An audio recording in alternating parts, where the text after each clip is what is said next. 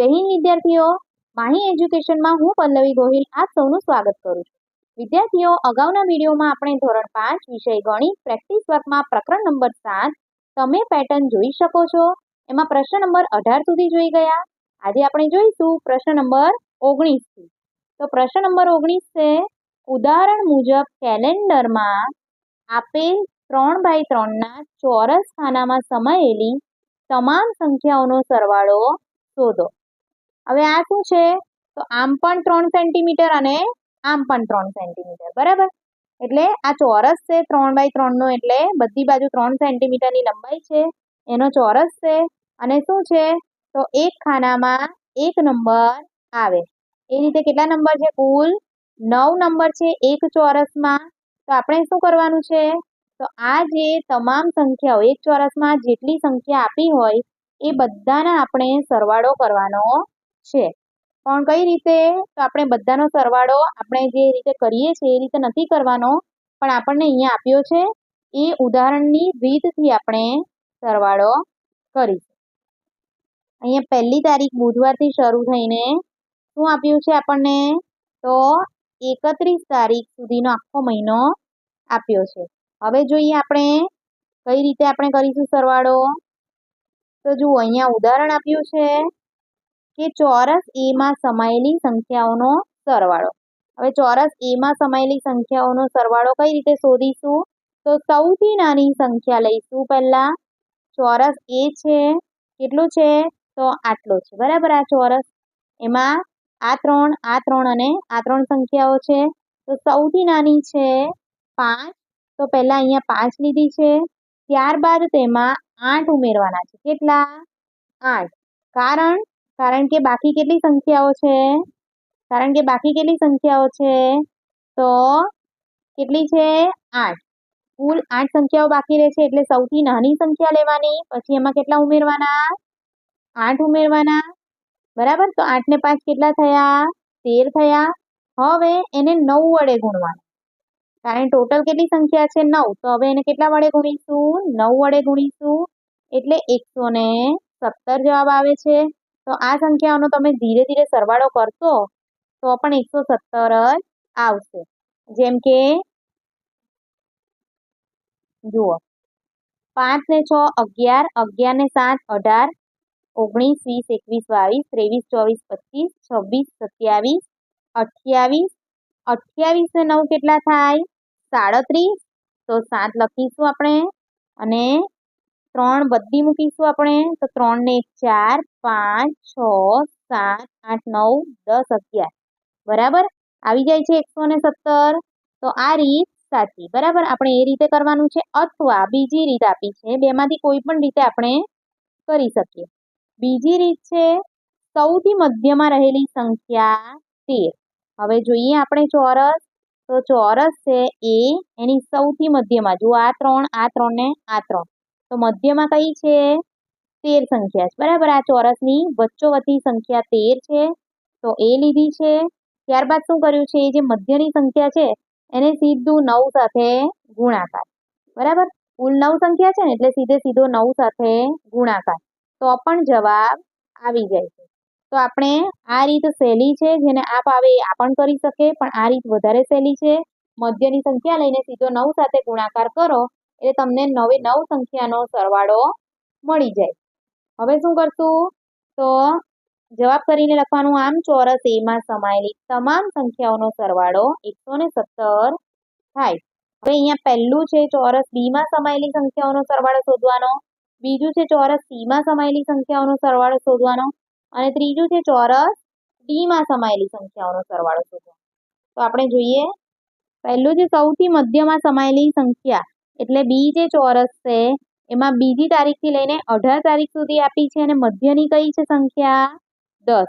હવે 10 ને આપણે શું કરવાનું, તો મધ્યની સંખ્યાને 9 સાથે ગુણાકાર, 10 9 90, માટે ચોરસ બી માં સમાયેલી સંખ્યાઓનો સરવાળો કેટલો થાય?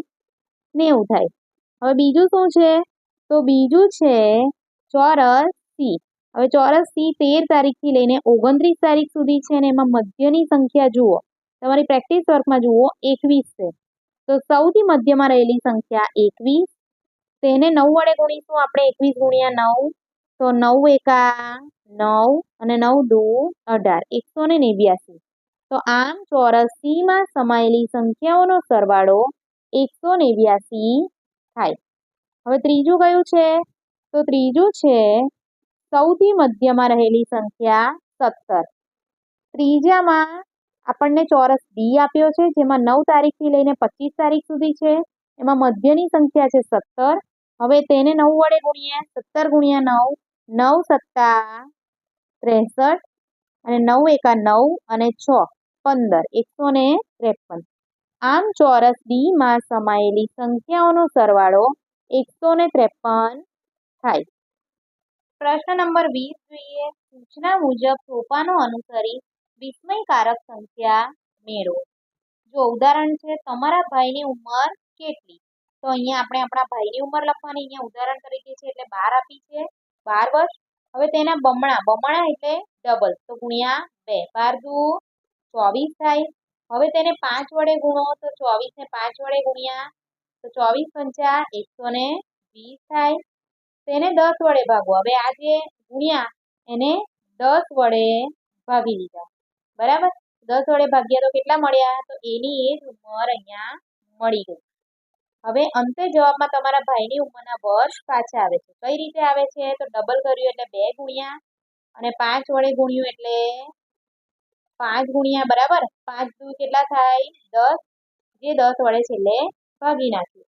તો અહીંયા આ એક ટ્રીક છે જેનાથી તમે સામેવાળાને સરપ્રાઈઝ થશે કે આ કઈ રીતે મળ્યું. પણ આ શું છે? તો આપણને અહીંયા દેખાઈ જાય છે, બરાબર. તો હવે આપણે જોઈએ આગળ. પહેલું છે તમારી બહેનની ઉંમર કેટલી? તો આપણે અહીંયા 20 લખ્યા છે. તમે તમારી બહેનની ઉંમર લખી શકો છો. તેમાં 10 ઉમેરવાના એટલે જેટલી ઉંમર હોય 20 છે તો 20 માં 10 ઉમેર્યા એટલે કેટલી થઈ? 30. હવે તેને બમણા કર્યા. 10 ઉમેરીને બમણા એટલે 30 દુ 60. તેમાંથી 20 બાદ કરો. હવે જે ઉંમર હતી 60 એમાંથી કેટલા બાદ કર્યા? 20 બાદ કર્યા. હવે તેને 2 વડે ભાગો. કેટલા કરવાના છે? 2 વડે ભાગવાના છે. તો 2 વડે ભાગ્યા 40 ભાગ્યા 2 તો કેટલા મળ્યા?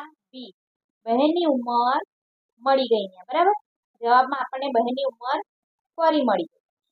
તો અહીંયા શું કર્યું છે? તો 10 ઉમેરીને બમણા કર્યા છે, 10 ઉમેર્યા છે અને પછી એના બમણા કર્યા છે, બરાબર. એટલે ઓલરેડી 20 એડ થાય છે અને જે ઉંમર છે એના તો ડબલ થવાના. હવે શું કર્યું છે? બાદ કરતી વખતે તો 20 બાદ કર્યા એટલે આ જે 10 ઉમેર્યા હતા એના જે બમણા થયા હતા એ 20 સીધા બાદ થઈ ગયા. અને પછી શું છે? તો જે બમણા કર્યા, ઉંમરના બમણા થયા એ 2 વડે ભાગી દીધા એટલે પાછી ઉંમર આપણને મળી ગઈ. બીજું, તમારા પપ્પાની ઉંમર કેટલી? તો અહીંયા આપણે 72 વર્ષ લખી છે. તમે તમારી રીતે લખી શકો જે હોય તેના 4 ગણા. ઉંમરને 4 સાથે ગુણાકાર કરીશું. અહીંયા મારો 281 જવાબ આવે છે. હવે તેમાં લીધેલી ઉંમર ઉમેરો એટલે જેટલા લીધા હોય ને એટલા જ આપણે ઉમેરવાના. તો અહીંયા 360 જવાબ આવે છે. હવે જે જવાબ આવ્યો એના બમણા, એના ડબલ કરવાના, બરાબર. તો મારો અહીંયા 720 જવાબ આવે છે. હવે એને 10 વડે ભાગવાના તો કેટલા આવ્યા? 72. અંતે જવાબમાં શું મળ્યું? તો પપ્પાની ઉંમર પાછી મળી ગઈ. પ્રશ્ન નંબર 21 છે નીચેના દરેક પ્રશ્નના જવાબ માટે આપેલા વિકલ્પોમાંથી સાચો વિકલ્પ શોધીને તેનો ક્રમ અક્ષર પ્રશ્નની સામેના બોક્સમાં લખો. જો ખાલી સ્થાનમાં શું આવશે? તો ખાલી સ્થાનમાં કઈ રીતે શોધીશું? તો જુઓ, આપણે આ જે બે ગોળ હોય, વર્તુળ હોય, એની ઉપરનું જે વર્તુળ હોય ને એની સંબંધ આપણે શોધી કાઢવાનો. તો 5 ને 2 7. અહીંયા શું છે? દરેક બે વર્તુળની વચ્ચે સરવાળો કરીને ઉપરનો જવાબ મૂક્યો છે. 3 ને 2 5, 4 ને 3 7. તો હવે એવી રીતે સરવાળો કરતા જઈએ. 7 ને 5 12, 5 ને 7 12, 12 ને 12 24 થઈ જાય છે. તો શું જવાબ આવે છે આપણો અહીંયા? બી 7.